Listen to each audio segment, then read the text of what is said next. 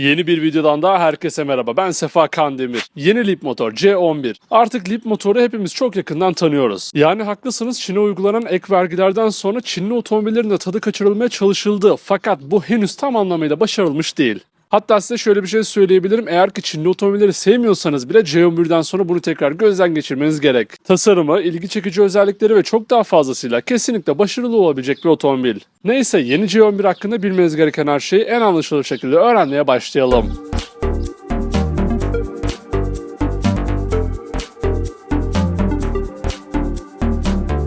Leapmotor denildiğinde akıllara hemen mini otomobiller gelebilir. Fakat hiç de öyle değil.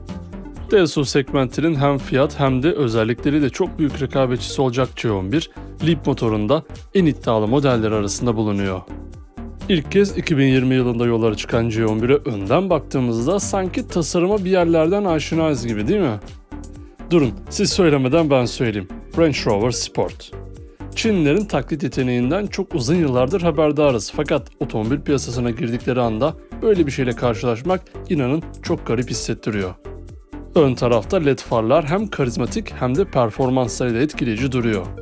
Fazlasıyla hem de.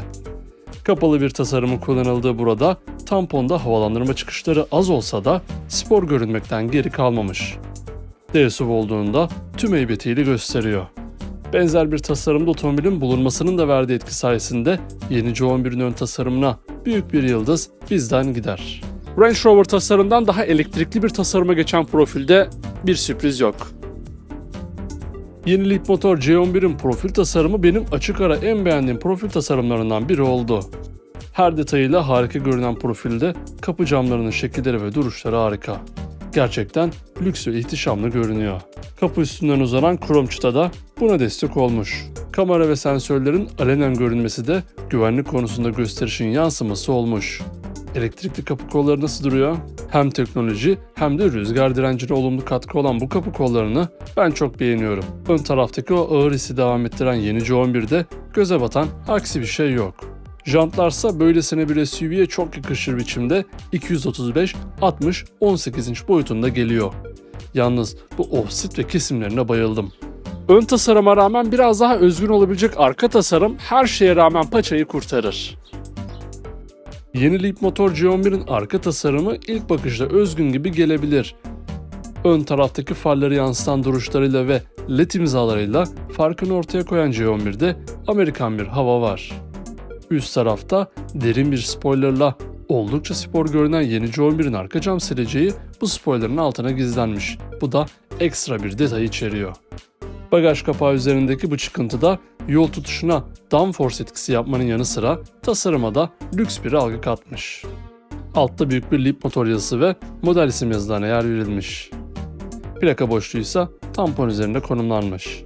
Tampon demişken gayet sade olan bu tamponda aksiyondan eser yok. Tabi genel anlamıyla arka tarafı değerlendirdiğimizde yeni C11'e bir yıldız daha bizden geliyor. SUV dedik, 7 kişilik dedik ya da onu daha demedik ama demiş olalım. Neyse, gelin bir boyutları göz atalım.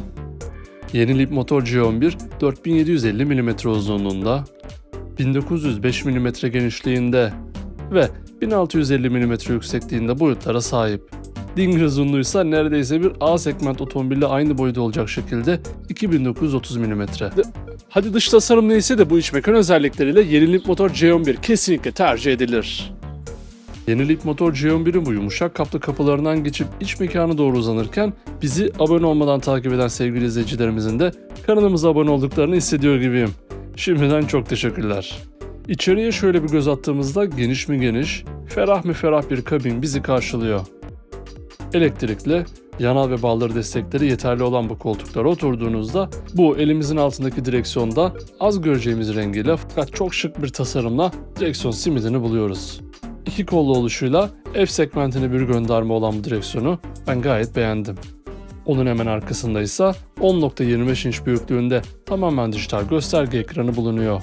Kalın çerçevesi pek içe sinmese de grafikler, sunduğu özellikler ve hızıyla beğendiğimi söyleyebilirim. Konsola şöyle uzaktan bakınca 3 adet ekran gözümüze çarpıyor. 10.25 inç büyüklüğünde 3. bir ekranında konsolun yolcu tarafında bulunduğu bu kabinde yolcular da buradan kişisel multimedya ekranından faydalanabilir. Ortada ise diğer iki ekranla aynı boyutta yapmayarak kesinlikle farkın hissettirildiği 12.8 inç büyüklüğünde multimedya ekranı konumlanmış. Başka hiçbir ayar tuşunun konsol üzerinde bulunmadığı yeni G11'de aklınıza gelen gelmeyen tüm ayarları bu ekran üzerinden yapıyorsunuz. Bu ekranın da dokunmatik hızı ve hassasiyeti gayet iyi. Ekran içinden ayarlanabilen özellikleri şimdi anlatmaya başlasak en az bir yarım saatlik olurdu bu video. Yine de en öne çıkanları birazdan detaylıca öğreneceğiz. Ekranın altındaki havalandırma çıkışlarının tasarımları da çok hoş duruyor. Kapakla gizlenmiş olan saklamalarında 2 adet USB ve 1 adet 12 volt soket girişi bulunuyor.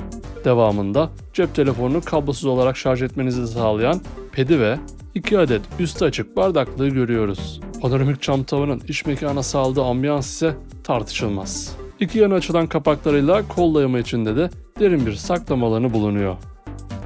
Kabine şöyle bir uzaktan bakınca detayların hoşluğunda bir hoş olurken göze takılan, batan herhangi bir şey görmemek insanı mutlu ediyor.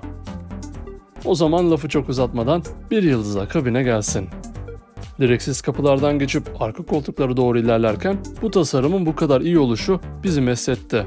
Diz ve baş mesafesi için daha iyisini zor bulacağımız arka koltuklarda şaft tünelinin olmaması 3. kişilerin seyahat imkanını da arttırmış. Yine orta konsol üzerindeki USB bağlantı noktaları da oldukça işlevsel. Gerek ön gerekse arka tarafıyla bir otomobilden beklenen her şeyin fazlasını sunan yeni Leapmotor C11 aynı zamanda 7 kişilik oturma düzeninde de satın alınabiliyor.